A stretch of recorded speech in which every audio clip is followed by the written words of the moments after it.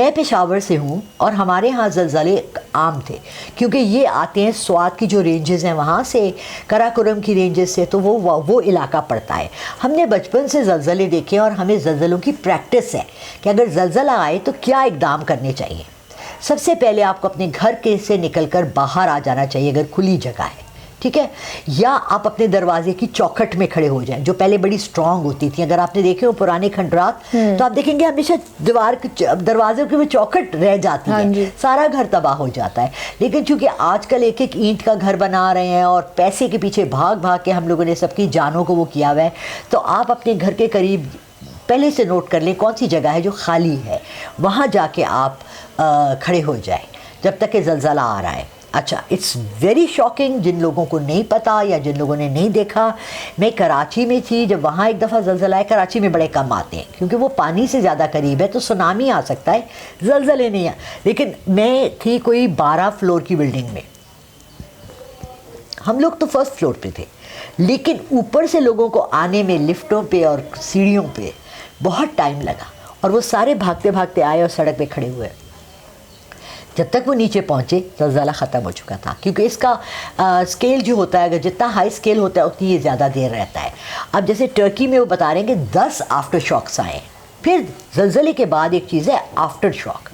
یہ زلزلے جو ہوتے ہیں یہ یا تو لاوا کی وجہ سے آتے ہیں، زمین کے اندر دیکھیں۔ اب 100 میں اپنے یہ لڑکا جو میرے ساتھ رہتا ہے اس سے پوچھ رہی تھی کہ جب ہم لوگ بورنگ کرواتے ہیں پانی کے لیے کتنے فٹ کرواتے ہیں، تو 150 فٹ تو بورنگ ہوتی ہے، اس کے نیچے پانی ہوتا ہے، اس کے 100 فٹ نیچے لاوا ہوتا ہے، ٹھیک ہے۔ ارتھ کی زمین نیچے لاوا ہے، ہیٹ کی وجہ سے ہماری جو پلیٹس ہیں جن کو ارتھ پلیٹس کہتے ہیں، وہ ایسے بڑے بڑے سیل کے وہ بنے ہوتے ہیں، وہ ہلنے لگتے ہیں جب گیسز بیچ میں جمع ہوتی ہیں تو وہ ہلنے لگتے ہیں، ٹھیک ہے، تو وہ زلزلہ ہوتا ہے۔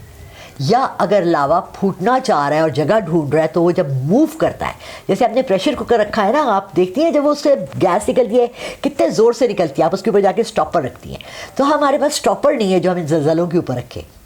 اچھا، کچھ پہاڑ ہوتے ہیں جو والکینک ماؤنٹنز ہوتی ہیں، لیکن کچھ پہاڑ ہوتے ہیں جن کا جو ہڈن ہوتے ہیں۔ کل میں بڑی حیران ہوئی، میں نے ٹی وی لگایا اور ایک ہمارا بڑے فیمس پولیٹیشین ہے، وہ اپنے شو میں کہہ رہے تھے کہ جی یہ جنہوں نے پریڈکشن کی ہے یہ کون ہے پریڈکشن کرنے والے، ابھی تک تو ایسا کوئی آلہ ایجاد ہی نہیں ہوا جس سے کہ آپ زلزلے کا حساب لگا سکیں، کتنا ریچر اسکیل ہے، جیسے بیرومیٹر ہے، جیسے کہ آپ تھرمامیٹر منہ میں لیتے ہیں ہیٹ کا ہے۔ پھر ایک بڑی فیمس مووی بنی تھی انفرنو، جس میں اس نے زلزلے کا دکھایا، انہوں نے ساری تفصیل دکھائی کہ کیا ہوتا ہے، پانی کڑوا ہوتا ہے، پانی کہیں کہیں سے ابلنے لگتا ہے، دھواں زمین سے نکلنے لگتا ہے، یہ انڈیکیشنز ہیں کہ یہاں پر زلزلہ آنے والا ہے۔ فاسفورس والا پانی آنے لگتا ہے، لوگوں کے نلکوں میں پیلے رنگ کا پانی، جس سے کہ گندک کی بو جو ماچس کے اوپر نہیں ہوتی ویسی اسمیل آتی ہے۔ تو یہ تمام انڈیکیشنز ہیں، اور ان کے لیے تمام ترقی سائنس نے بہت کر لی ہے۔ ہم چاند پر پہنچ گئے اور ہمیں یہ نہیں پتا کہ زلزلہ آنا ہے۔ How is that possible? That's not possible.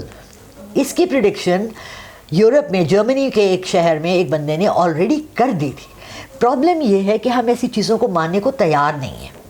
میم انہوں نے جو پریڈکشن کی تھی وہ انہوں نے اس کا جو اسکیل تھا وہ کم بتایا تھا، انہوں نے کہا تھا 5 پوائنٹ کچھ کا آئے گا، لیکن آیا 7.8 کا، جو کہ بہت شدت کا زلزلہ تھا، اس لیے انہوں نے شاید سیریس ہی نہیں لیا۔